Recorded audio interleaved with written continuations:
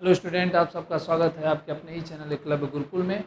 और आज हम पढ़ने वाले हैं चैप्टर 2 विद्युत विभव तथा धारिता का लेक्चर नंबर 7। आज हम 7 लेक्चर पढ़ने वाले हैं। इससे पहले वाले जितने भी लेक्चर हमने पढ़े हैं उसमें हमने विद्युत विभव विद्युत विभवांतर के बारे में पढ़ा हुआ है। तो आज हमारा मेन टॉपिक होने वाला है विद्युत स्थितिज ऊर्जा। विद्युत स्थितिज ऊर्जा के बारे में हम आज पूरा डिटेल में पढ़ेंगे, जो कि एक इंट्रोडक्शन के तौर पे है। जैसे कि किसी एक बिंदु आवेश की वजह से कितना विद्युत स्थितिज ऊर्जा होगा, इसको हम आज पढ़ेंगे। दो निकायों की वजह से, मतलब एक आवेश यहाँ, एक आवेश कुछ दूरी पर दो आवेश रखे गए हैं, उसकी वजह से कितना विद्युत स्थितिज ऊर्जा होगा, उसके बारे में हम आज यहाँ पे डिस्कस करेंगे। और दो से अधिक वाले भी रहेंगे तो उसके लिए भी कितना होगा, इसके बारे में भी आज हम डिस्कस कर लेंगे। उसके बाद से अगले लेक्चर में विद्युत स्थितिज ऊर्जा के बारे में ही पढ़ा जाएगा, लेकिन वहाँ पे आ जाएगा विद्युत द्विध्रुव के वजह से कितना विद्युत स्थितिज ऊर्जा होगा। और कोई बिंदु आवेश किसी अन्य इलेक्ट्रिक फील्ड में, किसी अन्य विद्युत क्षेत्र में यदि रखा हुआ है तो उस पर भी स्थितिज ऊर्जा लगेगा। एक बिंदु आवेश की वजह से स्थितिज ऊर्जा होगा, बट यदि वो किसी अन्य इलेक्ट्रिक फील्ड में रखा गया हो। ऐसे नॉर्मली रहेगा अपने लिए ही केवल स्थितिज ऊर्जा वो केवल एक बिंदु आवेश बनाता है या नहीं बनाता है, वो चीज़ हम आज के लेक्चर में डिस्कस करने वाले हैं। तो आइए हम डिफिनीशन पहले फर्स्ट टाइम देख लेते हैं, विद्युत स्थितिज ऊर्जा क्या होता है। तो विद्युत स्थितिज ऊर्जा यहाँ पे देखेंगे, लिखा है कि दो या दो से अधिक बिंदु आवेशों से मिलकर। अब यहाँ से एक बात तो दिमाग में आपके क्लियर हो गया, यहाँ पे कह रहा है कि दो या दो से अधिक, अर्थात इकलौता बिंदु आवेश के लिए विद्युत स्थितिज ऊर्जा नहीं होता है। अर्थात कितना होता है, जीरो होता है। इकलौता एकल बिंदु आवेश की वजह से स्थित विद्युत स्थितिज ऊर्जा कितनी होती है, जीरो होती है। तो हम बाद में देखेंगे, उसको लिखेंगे। अभी फिलहाल के लिए डिफिनीशन हम पढ़ लेते हैं, इसको आप नोट भी कर लीजिएगा। दो या दो से अधिक बिंदु आवेशों से मिलकर बने निकाय की विद्युत स्थितिज ऊर्जा उन्हें अनंत से परस्पर निकट लाकर उसे निकाय को बनाने में किए गए कार्य के बराबर होता है। ठीक है, यहाँ पे साफ साफ क्लियरली लिखा गया है कि दो आवेश रखे गए हैं अनंत में। दो आवेश कहाँ रखे गए हैं, अनंत में। और उन आवेशों को हम दूसरे सेपरेशन में, मतलब अनंत से किसी अन्य बिंदु पर लेकर जाते हैं, तो उनके बीच में हम लोग को वर्क करना पड़ेगा। ठीक है, मतलब हम उसको जो लेकर हम आएंगे, अनंत से वहाँ पे लेकर हम आएंगे और उस निकाय को बनाएंगे, उसी में जो हमें वर्क करना होगा वही ट्रांसफर हो जाएगा किसमें, विद्युत स्थितिज ऊर्जा में। तो उसके बारे में अभी क्लियरली डिस्कस हम लोग करने वाले हैं। तो इस बात को आप, ये डिफिनीशन आप अच्छे से इसको नोट कर लेंगे और आगे देखते हैं।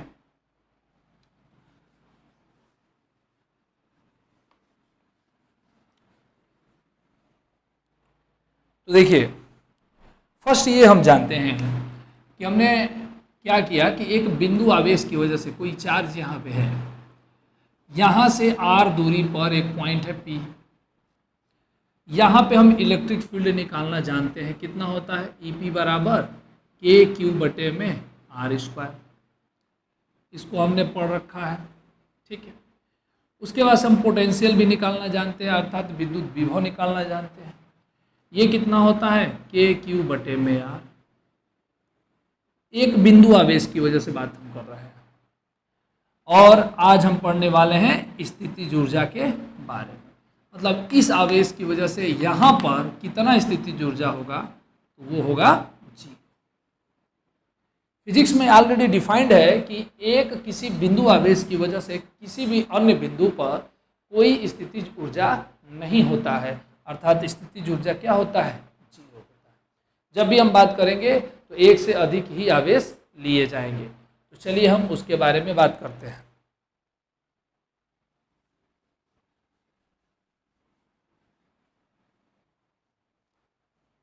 तो डिफिनीशन में कहा गया था कि दो आवेश हैं, एक आवेश है Q1 और दूसरा आवेश है Q2। दो आवेश हैं, ओके, Q1 और Q2। इसको हम सिचुएशन 1 बोल देते हैं कि भाई ये जो है कॉन्फ़िगरेशन 1 है। इसको यहाँ पे यदि हम एनर्जी की बात करें तो U इनिशियल हमने बोला कि मतलब शुरुआत की स्टेज में इन दोनों को मिला करके कितना एनर्जी है, U इनिशियल है। फिर बाद में एक Q1 और Q2, ये दूसरा सिचुएशन है, और यहाँ पे एनर्जी कितना है, UF। मतलब इस स्थिति से हम इस स्थिति में लेकर आ रहे हैं। चूंकि डिफिनीशन में कह रहा है कि अनंत से आप लेकर आओ, तो हम अनंत न मान करके एक ऑलरेडी हमने मान लिया कि भाई इनिशियल में ये है, शुरुआत में ये है, बाद में ऐसा हो गया। ओके, तो उस समय आप देख सकते हैं कि भाई एनर्जी बदलेगी, यहाँ पे कुछ अलग एनर्जी होगा, यहाँ पे कुछ अलग एनर्जी होगा, क्योंकि भाई दो चार्ज है तो यहाँ पे एनर्जी होगा ही अपना ही। इसका कितना हो रहा है, U इनिशियल, और बाद में इसको हमने यहाँ पे रखा तो उस समय कितना एनर्जी हो रहा है, U फाइनल। तो उस समय टोटल एनर्जी में अंतर आएगा, डेल्टा U बराबर U final minus U initial. तो ये बात आप हमेशा याद रखेंगे कि कोई भी स्थिति ऊर्जा फिजिक्स में डिफरेंट पर आधारित होती है। फिजिक्स में ऐसा डिफाइन किया गया है कि हम एकल केवल स्थिति ऊर्जा को हम नहीं बता सकते। जब भी हम क्लियर करते हैं तो स्थिति ऊर्जा के अंतर को ही हम बताते हैं। मतलब हमेशा डिफाइंड है डिफरेंस इन पोटेंशियल एनर्जी। ये इसको इंग्लिश में क्या बोलते हैं, इलेक्ट्रिक पोटेंशियल एनर्जी। ओके, तो पोटेंशियल एनर्जी अर्थात स्थिति ऊर्जा को ही हम डिफरेंस में ही बताते हैं फिजिक्स में, न कि केवल एक बिंदु की वजह से स्थिति ऊर्जा हम बताते हैं। एक स्थिति की वजह से नहीं, दो स्थितियों के अंतर से ही डिफाइंड है स्थिति ऊर्जा। समझ में आ रहा है आपको? तो इसलिए यहाँ पे फर्स्ट स्टेज और सेकेंड स्टेज में हमने U इनिशियल और U फाइनल लिया। क्योंकि डिफिनीशन कह रहा है, डिफिनीशन के हिसाब से हमें चलना था, इसलिए यहाँ पे हम आपको क्लियर बता देते हैं। तो delta U is equal to U final minus U initial, और ये किसके बराबर होता है, ये बराबर होता है WEXT अर्थात एक्सटर्नल एजेंट, जो कार्य बाह्य किया जाता है, जो बाहरी लोग करते हैं, जैसे कि हम कर रहे हैं। चार्ज, आपको मालूम है, हमने पिछले लेक्चर पढ़ा है कि चार्ज अपने आप से मोशन नहीं करता है। यदि मोशन कर भी रहा है तो हम उसको रोकते हैं, मतलब हम वर्क करते हैं। या तो चार्ज को हम लेके जाते हैं, या चार्ज जा रहा है तो उसको हम धीरे धीरे जाने देते हैं, अर्थात उसको रोक के रखते हैं। तो दोनों स्थितियों में हम वर्क करते हैं, उसी को हम क्या बोलते हैं, वर्क एक्सटर्नल। तो ये जो डिफरेंस है वो किसके बराबर होता है, वर्क एक्सटर्नल। अर्थात इस स्टेज से हम इस स्टेज में यदि हम जाते हैं तो हमें कुछ ना कुछ वर्क तो करना पड़ेगा। मान लीजिए कि यहाँ पे कुछ दूरी कम है, यहाँ पे आप देख रहे हैं गैपिंग कम है, और यहाँ पे गैपिंग ज़्यादा है, तो भाई इसको दूर ले जाने के लिए हमें वर्क तो करना पड़ेगा। समझ में आ रहा है? यदि ये माइनस है, ये प्लस है, तो दोनों के बीच में अट्रैक्शन होगा। दोनों क्या हो गए, चिपके हुए हैं, दोनों के बीच में अट्रैक्शन होगा। लेकिन हम इसको खींच के थोड़ा सा दूर कर रहे हैं, तो दूर कर रहे हैं तो हमें वर्क तो करना पड़ेगा, वर्क तो करना पड़ेगा, है कि नहीं? और यदि दूसरा स्थिति हम देखें कि भाई ये प्लस चार्ज है, ये भी प्लस है, ये भी प्लस है, तो ये अट्रैक्ट यहाँ पे क्या करेंगे, प्रतिकर्षण करेंगे। ठीक है, एक दूसरे को प्रतिकर्षण करेंगे, लेकिन बहुत तेजी के साथ करेंगे। तो जब तेजी के साथ करेंगे तो काइनेटिक एनर्जी बदल जाएगी। हमने आपसे क्लियरली इस पूरे चैप्टर में पढ़ाया है कि चार्ज को मोशन अपने आप नहीं करने देना है। यदि वो तेजी से जाएगा तो हम इस बार क्या करेंगे, इसको हम रोक के अपनी स्थिति को यहाँ पे बरकरार रखेंगे। उस समय भी हमें वर्क करना पड़ेगा, लेकिन उस समय वर्क हमारा क्या हो जाएगा, निगेटिव हो जाएगा। क्लियर है? अच्छा, तो चलते हैं हम डिफिनीशन से एक फार्मूला तैयार करते हैं। आइए देखते हैं।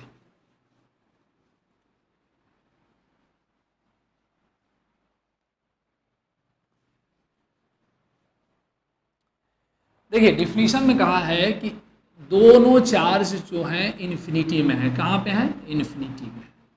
दोनों चार्ज इन्फिनिटी में है। अब दोनों चार्ज जब इन्फिनिटी में है तो आप समझ सकते हैं कि हम पहले एक चार्ज को लेकर जाएंगे। यहाँ पे एक मेरे पास पॉइंट है, हमें यहाँ से यहाँ पे लेकर आना है, तो हम फर्स्ट वाले चार्ज को यहाँ पे हम लेकर आ जाते हैं। तो यहाँ से हमने इसको उठा के यहाँ पे लाया।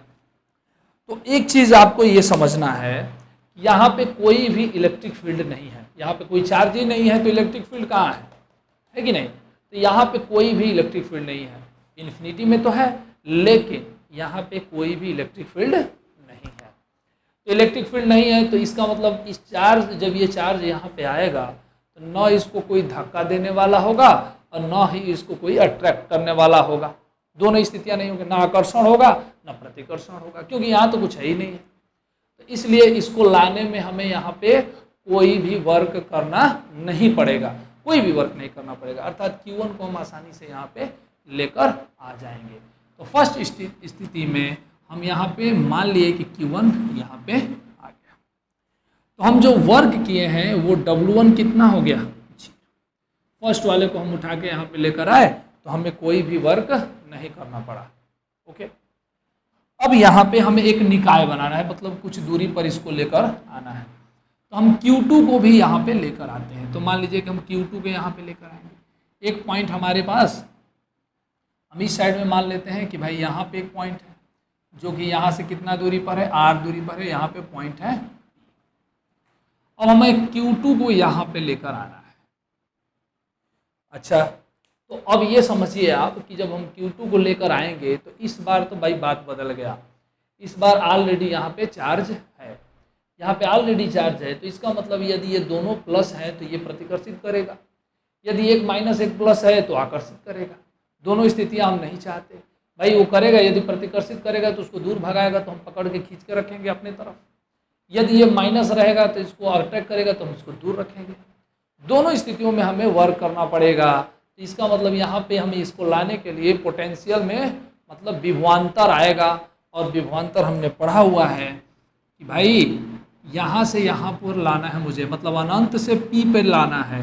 तो फाइनल माइनस इनिशियल अर्थात VP minus B infinity already आप पढ़ चुके हैं।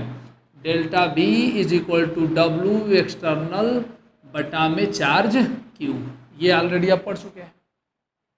तो डेल्टा V क्या होता है, फाइनल माइनस इनिशियल। तो फाइनल ये है, इनिशियल ये है। तो VP minus V infinity is equal to W external upon W external कहाँ से हो रहा है, इन्फिनिटी से हम P पे जा रहे हैं, W एक्सटर्नल अपान चार्ज। चार्ज हम किसको लेके जा रहे हैं, एक यहाँ पे जो विभवांतर है तो ये तो हम इसको लेके जा रहे हैं, Q2 को लेके जा रहे हैं।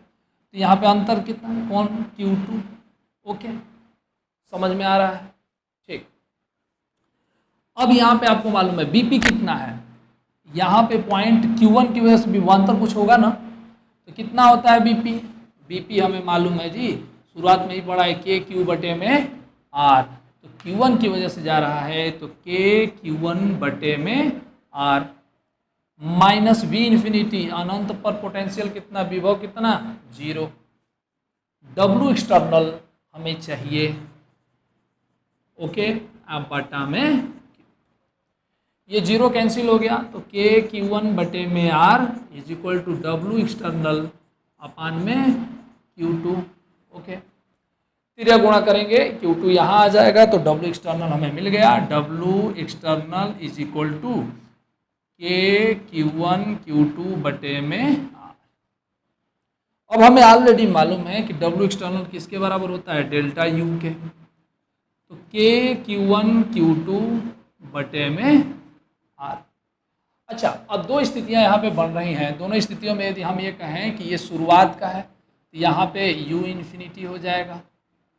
इस निकाय का एनर्जी कितना, U इन्फिनिटी, और इस निकाय का एनर्जी कितना, U, कितना मान लेते हैं, U, मतलब ये है U इनिशियल और ये है U फाइनल। U फाइनल हमने कहा कि U है और U इनिशियल कितना है, U इन्फिनिटी। यहाँ पर रखेंगे U final minus U initial is equal to KQ1 Q2 बटे में R।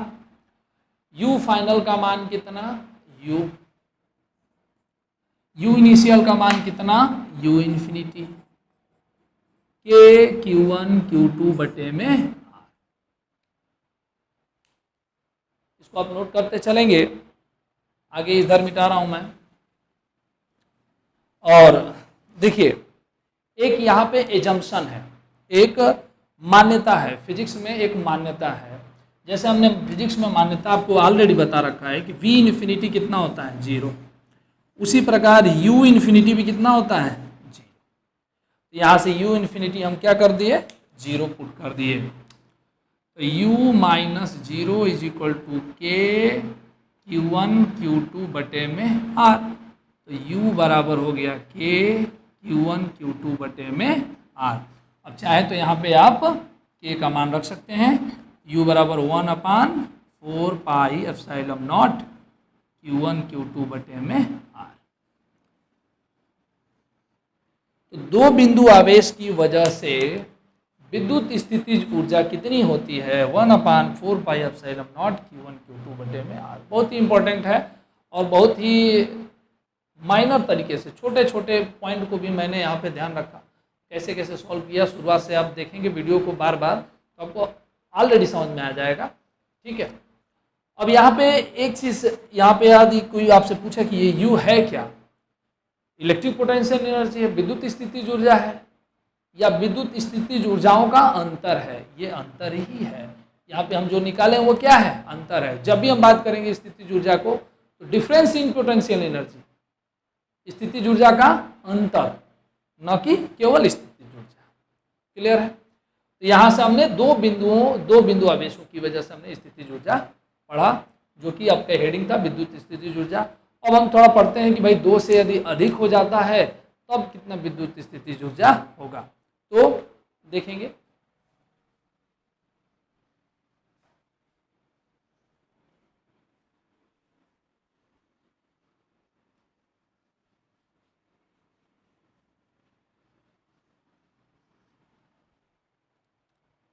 चलिए, आवेशों के निकाय, आवेशों के निकाय के कारण इलेक्ट्रिक पोटेंशियल एनर्जी ईपी। ठीक है, आवेशों के निकाय के कारण विद्युत स्थितिज ऊर्जा, हेडिंग आप अच्छे से लिख लीजिएगा, आवेशों के निकाय के कारण विद्युत स्थितिज ऊर्जा, इलेक्ट्रिक पोटेंशियल एनर्जी। ओके, चलिए तो देखते हैं। यहाँ पे ये समझिए बहुत ही सिंपल है, केवल हमको लिखना ही है। यहाँ पे एक चार्ज है Q1, यहाँ पे एक चार्ज है Q2 और यहाँ पे एक चार्ज है Q3। ओके, 3 पे हम लोग मान लेते हैं, 4 भी होगा तो उसको भी ले लेंगे। तो Q1 Q2 Q3। अच्छा, इसके बीच में डिस्टेंस हमने किया कि R12, इसके बीच में R23, इसके बीच में R31 डिस्टेंस हो गया। तो आपको डायरेक्ट फार्मूले पे पुट कर देना है वैल्यू, एकदम आसानी से लिख लेंगे भाई U बराबर इस पूरे निकाय का, एक एक करके आप चाहे तो निकाल सकते हैं कि भाई हमने पहले Q1 को लाया फिर Q2 को लाया अनंत से, तो थोड़ा लेंदी पड़ जाएगा। डायरेक्ट फार्मूले पर रखेंगे। फार्मूला अभी अभी आपने पढ़ा कितना, K Q1 Q2 बटे में R। चलिए, तो यहाँ से U हम निकाल लेते हैं पूरे सिस्टम के लिए। तो U दोनों के लिए बस इस पे ध्यान देंगे, इस वाले पे। तो K Q1 Q2 बटा में डिस्टेंस कितना है R12। ओके, अब इसके लिए प्लस K Q2 Q3 बटे में R23 plus K Q3 Q1 बटा में R31। इस निकाय की वजह से कितना विद्युत स्थितिज ऊर्जा होगा ये चीज। अब ऊर्जा तो आपको मालूम है क्या होती है, ऊर्जा अदिश राशि होती है। ऊर्जा क्या होती है, अदिश राशि होती है, स्केलर क्वांटिटी होती है, स्केलर क्वांटिटी होती है। तो स्केलर क्वांटिटी को हम मैथमेटिकली रूप से जोड़ते हैं, घटाते हैं। इसका मतलब क्या हुआ कि U धनात्मक भी हो सकता है और ऋणात्मक भी हो सकता है। ये हमको यहाँ से समझना होता है। देखिए, यहाँ यदि आप देखिए U बराबर फार्मूला है K Q1 Q2 बटे में R। ये केवल समझना है, ये तो हो गया। ठीक है, इतना मेन टॉपिक हो गया। केवल आपको अब समझना है कि यूज कैसे करेंगे हम न्यूमेरिकल में। U बराबर K Q1 Q2 बटे में R। तो यहाँ से आप देखिए, तो यदि Q1 जो है पॉजिटिव है, Q2 यदि निगेटिव है, Q1 पॉजिटिव है Q2 निगेटिव है, तो यहाँ प्लस यहाँ माइनस, प्लस और माइनस का गुणा होता है तो क्या आ जाता है, माइनस आ जाता है। तो उस समय U कितना आ जाएगा, निगेटिव आ जाएगा। समझ में आ रहा होगा। Q1 पॉजिटिव है Q2 निगेटिव है, उस समय U क्या हो जाएगा, निगेटिव हो जाएगा। यदि उसी तरीके से यदि दोनों पॉजिटिव हो जाएंगे तो U क्या हो जाएगा? पॉजिटिव हो जाएगा। दोनों निगेटिव हो जाएंगे तभी U क्या हो जाएगा? पॉजिटिव हो जाएगा। इसका मतलब कि हमें ये जो फार्मूला यूज़ करना है वो चार्ज के चिन्ह के साथ यूज़ करना है कि चार्ज जो है, आवेश जो है धनात्मक है या ऋणात्मक है। तो धन है तो धन आप लिखेंगे, ऋण है तो ऋण आप लिखेंगे। ये नहीं कि न्यूमेरिकल में केवल आप परिमाण को रख दीजिए। जब भी अदिश राशि की बात आती है, जब भी अदिश राशि की बात आती है तो हमें चिन्ह के साथ वैल्यू रखना पड़ता है। जैसे कि स्थितिज ऊर्जा है, इसमें आपको प्लस और माइनस के साथ चार्ज का मान रखना है। और उसी प्रकार विभवांतर जब हम पढ़ रहे थे उसमें भी प्लस और माइनस के साथ ही वैल्यू रखना होता है। ठीक है, तो आज के लिए हम इतना रहने देते हैं जिसमें हमने स्थितिज ऊर्जा पढ़ा, जिसमें क्या था, दो बिंदु आवेश की वजह से, चाहे बिंदु आवेश के निकाय की वजह से, एक तरह से देखा जाए ये क्या परिचय था किसका? विद्युत स्थितिज ऊर्जा का। सेकेंड टॉपिक में हम लोग पढ़ेंगे कि एक आवेश को यदि हम एक अन्य विद्युत क्षेत्र में रख दें उस समय कितना स्थितिज ऊर्जा हो जाएगा। और उसके बाद से अगले टॉपिक में, उसके अगले लेक्चर में पढ़ने वाले हैं हम लोग विद्युत द्विध्रुव के कारण कितना स्थितिज ऊर्जा होगा। ये चैप्टर आप अच्छे से पढ़ते रहे, वेरी इंपॉर्टेंट चैप्टर है, क्योंकि इसके बाद स्थितिज ऊर्जा समाप्त होने के बाद हम लोग संधारित्र के बारे में पढ़ने वाले हैं, जिसमें श्रेणी क्रम, समांतर क्रम और संधारित्र की ऊर्जा। बहुत ही अच्छा चैप्टर है, मनोरंजक है, इंटरटेनिंग है। इंटरटेनिंग करते रहिए और पढ़ते रहिए, और बाकी पिछले लेक्चर को भी आप प्लेलिस्ट में जा करके वीडियो को देखते रहिए। धन्यवाद।